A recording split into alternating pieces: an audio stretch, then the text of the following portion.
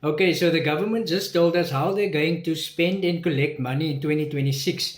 So, who are the winners? If you work and you pay tax, good news for you.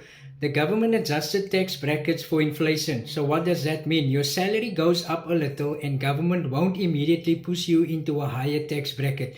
So, you keep a bit more of your money. If you are an investor, you can now invest more money tax free every year, and some tax exemptions were increased. So for small businesses, they get a break too. If they sell their business assets up to 15 million rand, they won't pay capital gains tax on it. And smaller businesses don't have to register for VAT as quickly. So construction companies, government is spending over 1 trillion rand on infrastructure, roads, energy, water. That means contracts and jobs. Now the bad news. If you smoke or drink, alcohol and cigarettes prices are going up from April. If you drive, fuel taxes are increasing. That means petrol has 21 cents more tax per litre. Even if petrol drops globally, government is still taking more. And municipalities that don't pay Eskom will take over the electricity supply. So local governments lose control if they owe too much money.